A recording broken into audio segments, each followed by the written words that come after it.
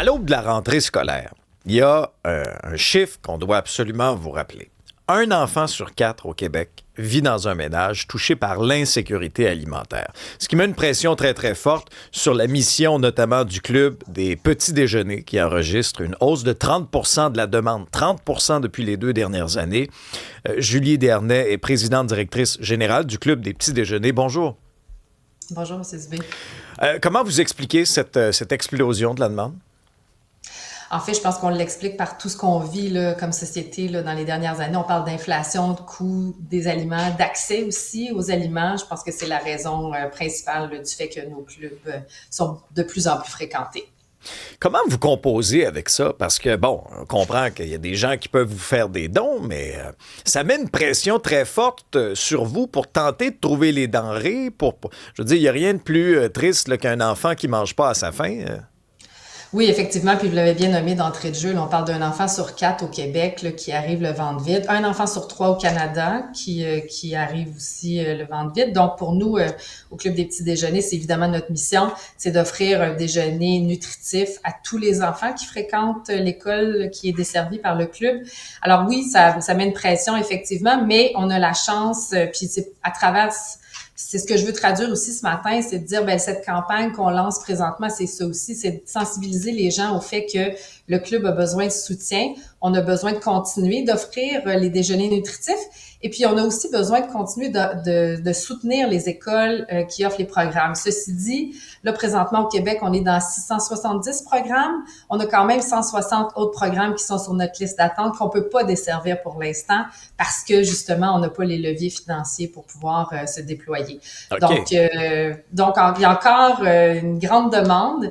Puis, je trouve aussi important de vous traduire que c'est quand même des écoles qui sont ce qu'on dit dans l'indice de défavorisation, là, selon l'indice du ministère. Donc, on parle des écoles 7, 8, 9, 10.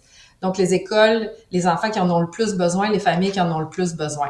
Donc, pour nous, cette rentrée scolaire-là, c'est un moment pour sensibiliser la population. C'est un beau moment, la rentrée scolaire. Tout le monde revient, on revient de vacances, on est content, on est mobilisé. Mais il y a la réalité aussi qui touche plusieurs de nos familles. Est-ce qu'il y a des régions qui sont surreprésentées parmi les 670 écoles à travers le Québec que vous aidez? Ben, je dirais que c'est pas mal partout au Québec. Et puis, évidemment, il y a des régions urbaines, mais il y a aussi les régions rurales et il y a aussi toutes les communautés autochtones. Alors, pour nous, au club, c'est important de dire aussi qu'on est partout au Québec. Donc, on livre le petit déjeuner nutritif dans toutes les régions.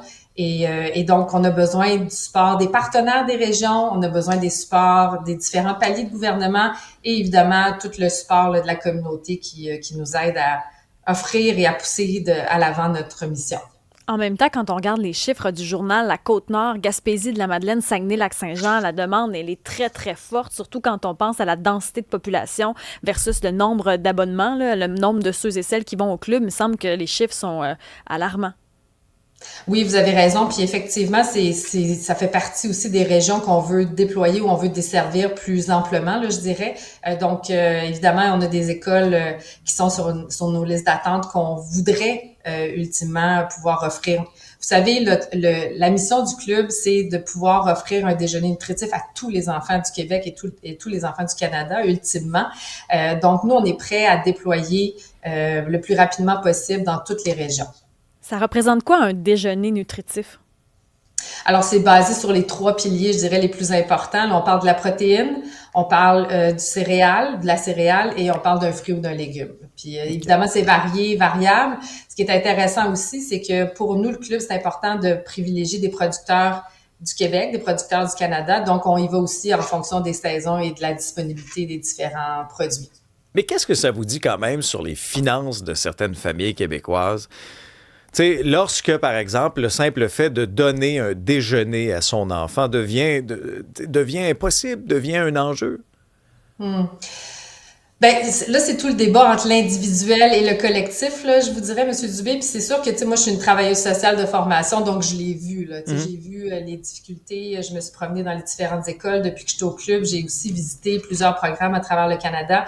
Et ma réponse est quand même assez simple, c'est-à-dire qu'il n'y a pas une famille qui veut pas nourrir son enfant. Je pense qu'on vit des difficultés, puis tout ça est très il peut toucher tout le monde. Ouais. Il n'y a pas une famille, il n'y a pas une personne qui est à l'abri d'un moment plus difficile. Il n'y a pas personne qui est à l'abri d'une situation particulière qui va faire que tout simplement d'avoir accès à un déjeuner à un enfant qui arrive à l'école, ça place toute une journée pour un enfant. Et donc, pour nous, peu importe la raison, quand on est capable de dire comme société, on priorise nos enfants, on priorise le fait d'apprendre, bien pour nous, c'est une mesure de santé publique aussi. Ça fait en sorte que, ultimement, plusieurs années plus tard, d'abord, on travaille sur la persévérance scolaire, on travaille sur la concentration, on travaille sur le niveau de socialisation. C'est ce que ça fait, le déjeuner. C'est un moment de partage. Donc, c'est sûr que pour nous, comme je vous disais, là, évidemment, l'individuel versus le collectif, mais en même temps, chaque enfant, pour nous, doit partir de la même place. Est-ce que ça arrive que vous devez refuser des demandes parce que la hausse est trop importante? Ben présentement, on a des écoles qui sont sur la liste d'attente parce qu'on peut pas les desservir, effectivement. Ça doit Donc, être on crève-cœur. refuse pas, mais ils sont sur notre liste d'attente puis on espère pouvoir déployer ça le plus rapidement possible. Donc, en conclusion, c'est quoi l'objectif de la campagne actuellement? Et on comprend que l'inflation alimentaire, oui, vous avez des partenaires, mais il y a des denrées que vous devez acheter. Vous la vivez aussi, cette inflation alimentaire-là? Oui, absolument, on la vit, puis c'est à peu près 30%, je vous dirais 28% là, dans la dernière année au niveau de l'inflation pour le club. Oui, c'est quand même énorme.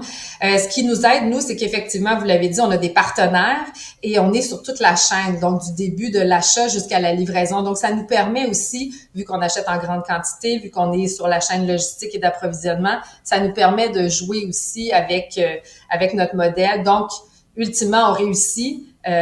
Évidemment, on travaille très fort. J'ai des équipes qui travaillent très fort, mais on réussit à livrer le déjeuner nutritif à tous les jours de l'année scolaire. Et objectif financier?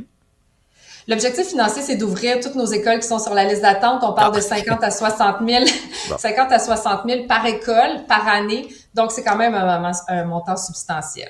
Alors, si vous êtes à l'écoute et que vous pouvez donner un immense merci, bien sûr, Julie Desharnais. Vous êtes présidente directrice générale du Club des petits déjeuners. Merci pour ce que vous faites pour les familles et les enfants du Québec.